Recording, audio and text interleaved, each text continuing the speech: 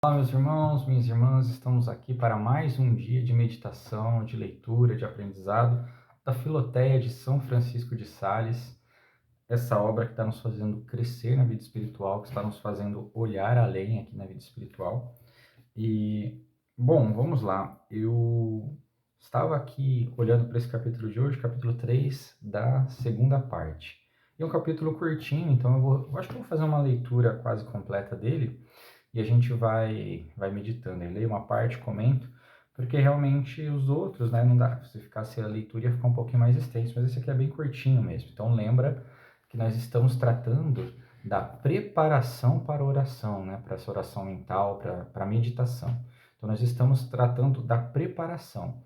Lembra que eu dei aquele exemplo do jogo de futebol ou do qualquer esporte que você possa praticar, né? Assim, no futebol, foi o primeiro que me veio à cabeça.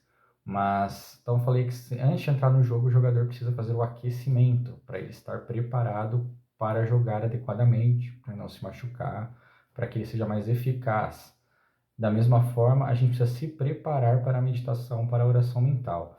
Então, a primeira parte era se colocar na presença de Deus. A gente viu ali 4 formas de a gente fazer isso, de ser feito isso. Mas, para além disso, nós temos aí um segundo ponto ainda no aquecimento, né, na preparação, que é a invocação. Então ele fala assim: a invocação faz-se da seguinte maneira: persuadida a tua alma de que está na presença de Deus, prostra-te numa extrema reverência, reconhecendo-se muito indigna de permanecer diante de tão soberana majestade, mas sabendo que esta mesma bondade o quer. Pede-lhe a graça de bem a servir e adorar nesta meditação. Então, acho que é interessante da seguinte forma: poxa, se eu me dei conta que eu estou diante de Deus, eu estou na presença de Deus, o que nos caberia se Deus aparecesse na nossa frente, senão uma profunda reverência? Senão uma profunda reverência. Tá? Então, você pode prestar essa reverência com a leitura de um salmo, né? Um salmo, e aqui ele fala, né, dá um exemplo, ele fala: por que você não reza como Davi?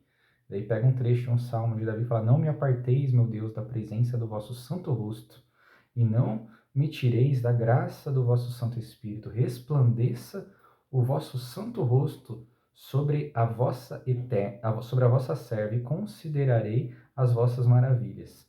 Dai-me o entendimento, e considerarei a vossa lei, e guardarei todo o meu coração. Vosso servo sou eu, dai-me o entendimento. Então, aí ele pega um trecho de uma oração aqui, né, um salmo de Davi. Então, eu acho que é importante a gente entender essa questão. Estamos diante do Senhor.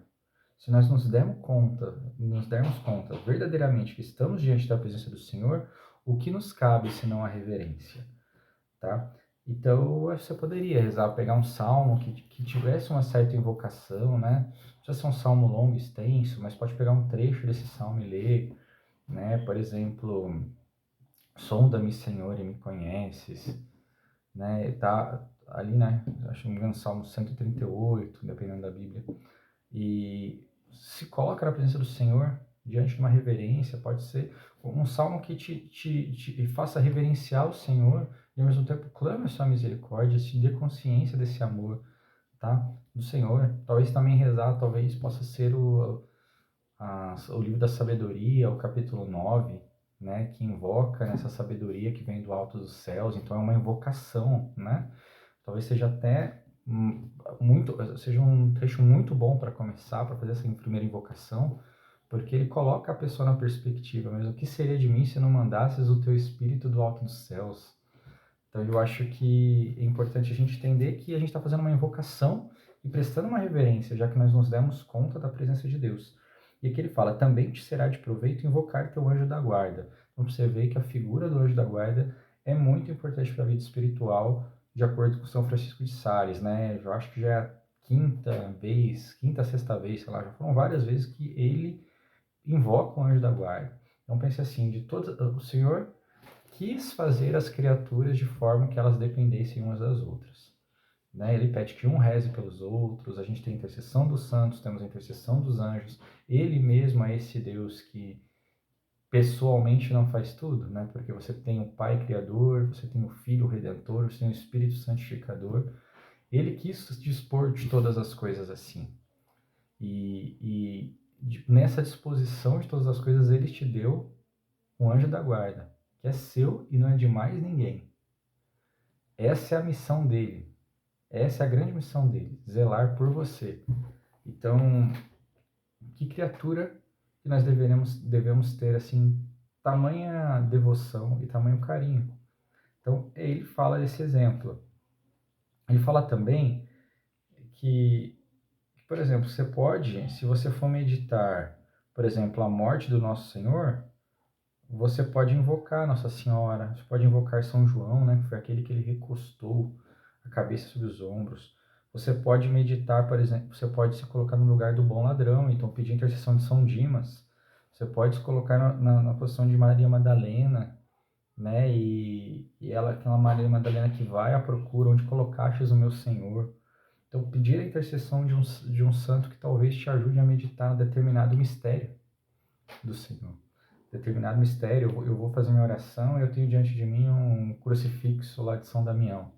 Eu vou pedir a intercessão de São Francisco de Assis, por exemplo.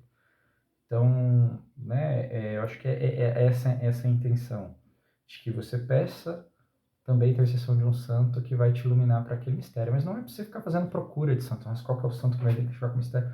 Não, não, é uma coisa mais espontânea, né? Você vai criando essa sensibilidade. Mas ele fala exatamente sobre isso, olha, né, para que sejam comunicados os sentimentos e os movimentos interiores que eles, nessa ocasião, receberam. E na meditação da tua morte, podes invocar o teu anjo da guarda. Então, se for fazer uma oração que você vai meditar sobre a morte, invoca o anjo da guarda, que está sempre contigo, que te inspire as considerações apropriadas, como os demais mistérios. Então, é interessante a gente fazer esse caminho, né, de oração e de invocação antes de começar propriamente dita meditação. Então, por exemplo, a gente tem aquela clássica invocação, né? Inspirai, Senhor, as nossas ações, para que em vós comece, para que vós termine tudo aquilo que fizemos, por Cristo Senhor nosso. Amém. Né? No Reino Cristo, né, a gente costuma na meditação também, uma das guias que temos é meditar ali sobre as 3 virtudes teologais, né? Então pedir, né, que o Senhor nos inspire a fé. Senhor, estamos aqui na tua presença. Peço que o Senhor me inspire o dom da fé, né? Que dá-me uma fé viva, uma fé que possa enxergar as verdades que o Senhor tem para mim. Dá-me, Senhor, a esperança, Senhor, para que eu possa viver o hoje já com os olhos naquilo que o Senhor tem para a minha vida do amanhã. Para que eu possa viver a minha vida terrena com base nas verdades eternas. E dai-me a caridade para que estas palavras que eu medito se transformem em graça, em vida. Então, eu estou invocando o Senhor, me colocando. Né? Isso é mais uma oração espontânea, né? Que eu fiz, mas não é nenhum texto já escrito. Mas também, por exemplo, né, o pessoal do Opus Dei, na obra, eu vira e mexe o resto dessa oração, que eu acho muito legal, que é quando vai começar as meditações, eles falam, né, meu Senhor, meu Deus, eu creio firmemente que estás aqui, que me vês, que me acolhes, adoro-te com profunda reverência. Você está vendo que está falando exatamente o que São Francisco de Sales falou? Né, olha, adoro-te com profunda reverência. Peço-te perdão pelos meus pecados e a graça de fazer com fruto este momento de oração. Minha Mãe Imaculada, São José, meu Pai e Senhor, meu anjo da guarda, intercedei por mim. Talvez essa oração que os membros do Opus Dei rezam, talvez seja que vá mais ao encontro desse trecho da invocação que São Francisco de Sales coloca. Mas assim, como eu falei, né, eu sugeri já o livro da Sabedoria, capítulo 9, alguns salmos.